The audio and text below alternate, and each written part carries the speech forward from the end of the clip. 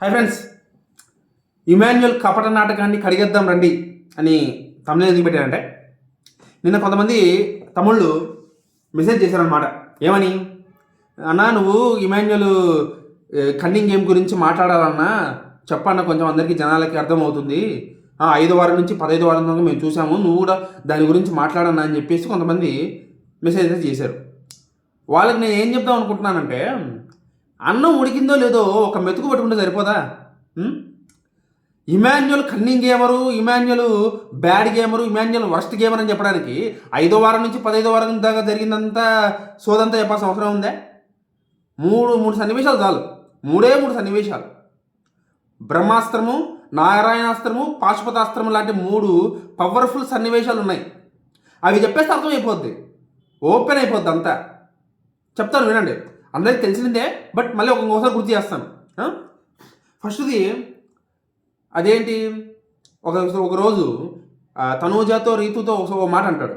ఏమని, చచ్చిపోతున్న మొక్కకి నీళ్ళు పోస్తున్నారు అని చెప్పి. అర్థమైపోలా కళ్యాణ్ తన దృష్టిలో ఏంటి అనేది అర్థమైపోయింది కదా. ఇంకా రెండవది నారాయణాస్త్రం.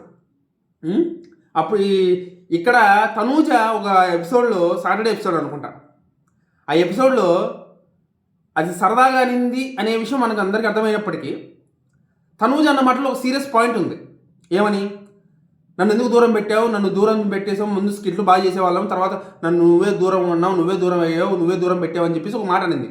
అదంతా సరదాగా జరిగినప్పటికీ అక్కడ సీరియస్ పాయింట్ ఏంటంటే, హైపరాది వచ్చి వెళ్ళిన తర్వాత ఆ హైపరాది ఎప్పుడైతే తనూజాకి హైప్ ఇచ్చాడో, తనూజ లేడీ విన్నర్ అయ్యే ఛాన్స్ ఉందని అన్నాడో, ఆ తర్వాత నుంచి తను దూరం పెట్టడం మొదలుపెట్టాడు. అదైతే నిజం. అక్కడ రెండోసారి అర్థమైపోయింది తను ఏంటి అనేది, తన కన్నింగ్ గేమ్ ఏంటి అన్నది. అంటే ఫ్రెండ్ గెలుస్తుందని చెప్పేసి తట్టుకోలేక అప్పటిదాకా ఫ్రెండ్ అని చెప్పేసి స్కిట్లు చేసినోడు, ఆ క్లోజ్గా ఉన్నవాడు ఒకసారిగా ప్లేట్ తిప్పేసి తనూజని దూరం పెట్టడం స్టార్ట్ చేశాడు. ఇంకా మూడవది పాశుపతాస్త్రం, చాలా పవర్ఫుల్. ఏంటి, ఫైనల్ రోజు తనూజ కళ్యాణ్ పక్క నిలబడి కళ్యాణ్ గెలిచాడు, తనూజ రన్నరప్ అని అన్న సిచ్యువేషన్ చూసిన తర్వాత అందరూ లేచి క్లాప్స్ కొడుతుంటే ఈ మహానుభావుడు, ఈ పెద్ద మనిషి కూర్చొని కళ్యాణ్ వైపు ఏదో పొడి చేసే వాళ్ళు చూస్తున్నాడు. చాలా సీరియస్గా, చాలా కన్నింగ్గా. ఆ పక్కన రీతి కూడా అంతే. ఆ ఇద్దరు దొంగలు ఆ రోజు దొరికిపోయారు అనమాట పూర్తిగా. సరిపోదా? ఈ 3 సరిపోదా? ఈ 3 కాకుండా ఇంకా 1-2 ఉన్నాయి, కానీ అవసరం లేదు, చెప్పాల్సిన అవసరం లేదు.